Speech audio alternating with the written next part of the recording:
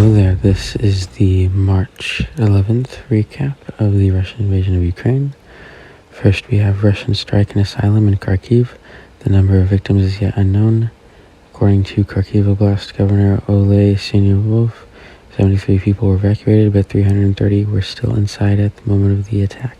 Many of them have disabilities, which is just completely, it's just messed up.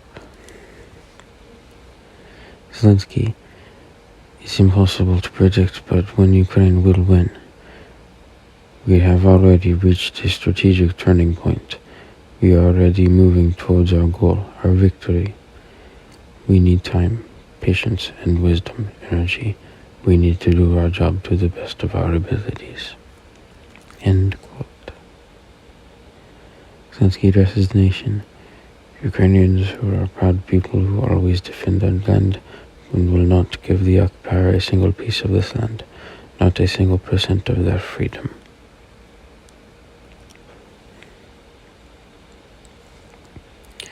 And then we have this report that says today, Agnieszka Holland, Polish film director behind Mr. Jones, a film about Stalin's artificial famine in Ukraine, UK actor James Norton, who starred in the film, and our journalist Toma Estomina will meet online to discuss Russia's war in Ukraine, which also made me think, you kind of wonder what kind of movies will be made out of this thing.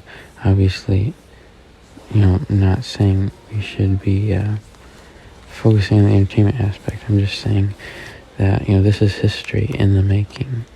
This will be put down in history books. This will be put into movies. That's just what we're living through right now. Kind of puts into perspective a bit. A majority of Germans support giving up Russian gas and oil imports, supplying arms to Ukraine. According to a recent survey, 55% of Germans are in favor of cutting energy ties with Russia. Der Tagesspiegel reported, that's how you pronounce it, I don't know. Some 67% said that Germany should deliver weapons to Ukraine. Ukraine's intelligence, Russia prepares provocation in Chernobyl. According to Ukraine's defense ministry, Russian President Vladimir Putin has given an order to prepare a disaster at the Chernobyl nuclear power plant and claim that Ukraine is responsible for it, which would not be good, obviously. And then we have Russia blocks Instagram. Russia has blocked the social network after its parent company Meta said it would relax its hate speech policy, allowing calls for violence against Russian President Vladimir Putin and Russian troops fighting in Ukraine, which, boo-hoo. At least $120 billion in infrastructure damage by Russia's war in Ukraine. According to Deputy Minister of Economy Denis Kudin, quote, this number will be growing every day, end quote, which, that is just a lot of damage. Ukraine looks for means to use Russia's seized reserves as war reparations. Deputy Minister of Economy Denis Kudin said that Ukraine is looking for ways to receive the $415 billion of Russia's foreign exchange reserves seized by the Western countries, which actually isn't that bad of an idea, I don't think, in my opinion at least. Melitopol mayor allegedly abducted by Russian occupiers. Kirilo Tymoshenko, deputy chief of staff for President Vladimir Zelensky, said Melitopol mayor Ivan Fedorov was abducted by Russian forces, according to preliminary information, which would not be good at all, obviously. Then we have a pregnant woman prevented by Russians from going to a hospital, forced to have birth monitored online. Local Mykolaiv official Maxim Beznosenko said that the woman in labor was threatened at gunpoint by Russian occupiers when trying to get to a nearby hospital, which, honestly, just, that person can just go to hell. I'm sorry. City Council, 1,582 Mariupol residents killed by Russia during 12 days of the blockade of the city in Donetsk Oblast. Russian forces have shelled residential neighborhoods and killed 1,582 civilians, according to the Mariupol City Council. The US, EU, and G7 to strip Russia of favored trade status. US President Joe Biden has stated that the US, the EU, G7 will strip Russia of its permanent normal trade status, allowing the countries to raise tariffs on Russian goods. Hopefully we don't have a Russia trade war now after a China trade war. But anyway, Biden warns Russia will pay a quote, severe price, end quote, if it uses chemical weapons in Ukraine. The U.S. president refused to divulge specific information about the intelligence he had received on questionable border region. From being completely honest, I personally don't really think Putin would do such a thing. But nonetheless, here we are today. EU announces new sanctions, luxury goods, and crypto ban. Get wrecked. We will deny Russia the status of most favored nation in our markets.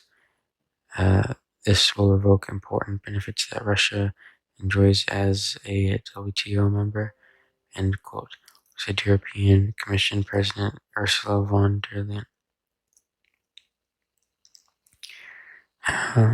Then we have White House strong indications Russia committing war crimes in Ukraine. Which, yeah, no shit. But at the same time, when you do an investigation like this, you do have to take it pretty seriously. And really make sure you're sticking to this is true, it's a fact, this is questionable, we have to look more into all that. But anyway, White House Deputy Press Secretary Andrew Bates said that there are indications that Russia had committed war crimes, but stopped short of making an official declaration. And then we have UN has evidence of Russian use of cluster munitions. UN has evidence of Russian use of cluster munitions. According to the spokesperson for the High Commissioner of Human Rights, the UN has received, quote, credible reports of several cases of Russian forces using cluster munitions, including violated areas, end quote. Which is just horrible. Horrible. UN war in Ukraine could raise food prices by 20%. Disruption to agricultural activity could, quote, raise international food and feed prices by 8 to 22%, end quote. If the war affects the harvest, UN predicts that 8 to 13 million more people could suffer from malnutrition in 2022 to 2023. No thank you. I think we're seeing quite enough inflation already. Thank you very much. I mean, in that movie I Am Legend, where it's literally about a post-apocalyptic world, gas prices are between $6 and $7. So when people are making that post-apocalyptic movie, it was like, oh, it can't get worse than that. We got to make it realistic here. Yeah, well, California's worse. Anyways, Poland's lower house of parliament approves law to increase military. The law will increase Poland's annual defense budget to 3% of GDP from the current 2%. The military will go from 110,000 to 250,000 troops, and territorial defense forces will be created by 50,000 members.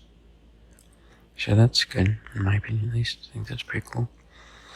UN, at least 2.5 million Ukrainians have fled the country since Russia's full-scale invasion began on February 24th. According to the United Nations Refugee Agency, an estimated 4 million people may flee Ukraine. And then we have UN experts. New Russian media law puts Russians in, quote, total information blackout, end quote.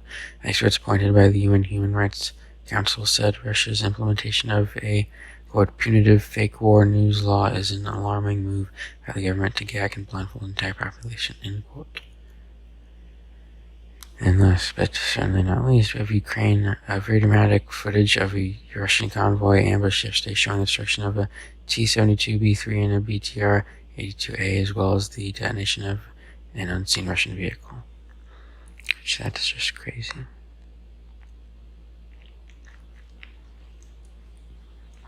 I'm going to let this play out while I talk a bit, but sorry this video is a bit shorter, even more short than yesterday. That's just honestly all it really was for today, really. Not gonna lie, I am also dead tired, which I'm not really sure why, considering I've been getting more sleep recently. I'm starting to wonder if doing this podcast so late at night is for some reason just draining me. But so that being said, I may take a day off. Not sure if I will or not yet.